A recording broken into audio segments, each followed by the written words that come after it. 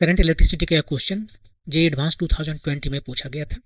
इसमें एक Wheatstone bridge है जो एक वोल्ट मीटर और एक 50 वोल्ट के बैटरी के साथ कनेक्टेड है। आप चाहो तो इसको इस तरह से रीड्रॉ कर सकते हो। और इसके बाद वैल्यूज़ को यदि हम देखें तो R1 और R3 का रेशियो वही है जो R2 और R4 का रेशियो है। ये रेशियो 1/5 है। इसका मतलब ये व्हीटस्टोन ब्रिज बैलेंस्ड है और बैलेंस्ड होने की वजह से एस और टी के बीच में कोई वोल्टेज नहीं है, जीरो वोल्टेज है। अब इसका टेम्परेचर 100 डिग्री सेल्सियस से बढ़ा देते हैं। 100 डिग्री सेल्सियस से बढ़ाने पर टेम्परेचर रेजिस्टेंस का बढ़ेगा। क्वेश्चन में कहा गया है कि केवल R3 जो है सो रेस्पॉन्ड करता है टेम्परेचर को, बाकी रेस्पॉन्ड नहीं करता टेम्परेचर को। आने के R3 का वैल्यू केवल बढ़ेगा, बाकी का नहीं बढ़ेगा। तो R3 का टेम्परेचर बढ़ा हुआ कितना है? इसका ओरिजिनल है 300 ओम और यह है increment, original resistance times alpha times increment in temperature. Increment है रेजिस्टेंस में 12 ओम, तो टोटल हो गया 312 ओम। अब ये बैलेंस व्हीटस्टोन ब्रिज नहीं रहा और इस वजह से एस और टी के बीच में यानी कि वोल्ट मीटर के अक्रॉस में एक वोल्टेज डेवलप होगा, वही आपको बताना है। यहाँ पर जो वोल्ट मीटर है उसके पास रेजिस्टेंस है।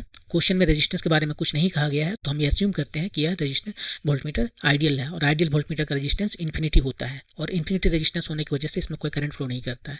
सर्किट में जब किसी ब्रांच में कोई करंट फ्लो नहीं करता है तो उसे हम सर्किट से हटा देते हैं।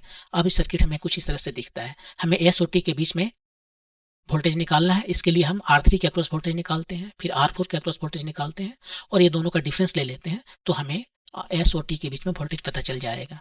आप यहाँ पर इसको लिख सकते हो कि ये 50 वोल्ट पर है और ए इंड 0 वोल्ट पर है और इसलिए हम R3 और R4 के अक्रॉस वोल्टेज का डिफरेंस ले रहे हैं। अब यहाँ पर ये जो 50 वोल्ट है वो R1 और R3 में डिस्ट्रीब्यूट हो जा रहा है। R1 R3 सीरीज में है, तो सीरीज में वोल्टेज का डिस्ट्रीब्यूशन कैसे होता है? सीरीज में करंट जो है सो कांस्टेंट रहता है, तो ओम्स लॉ हमें देता है कि V is proportional to R और इस वजह से R3 के अक्रॉस वोल्टेज कितना लिखेंगे? R3 डिवाइडेड बाय सम यानी R3 प्लस R1 टाइम्स जो वोल्टेज हम डिस्ट्रीब्यूट कर रहे हैं। तो इस तरह से ये यहाँ पर आ गया 41.94 वोल्ट। वैसे R4 के अक्रॉस में वोल्टेज हम देखें तो R4 divided by R4 plus R2 times जो वोल्टेज हम डिस्ट्रीब्यूट कर रहे हैं 50 वोल्ट, तो ये आया 41.6 वोल्ट। ये दोनों का डिफरेंस हम लेते हैं तो हमें मिल जाता है VST 0.27 वोल्ट। आप यहाँ पर देख लीजिए कि VST जो है उसको हम वेक्टर की तरह लिख सकते हैं, VSQ माइनस टी वाला है VTQ, ऐसा लिख सकते हैं।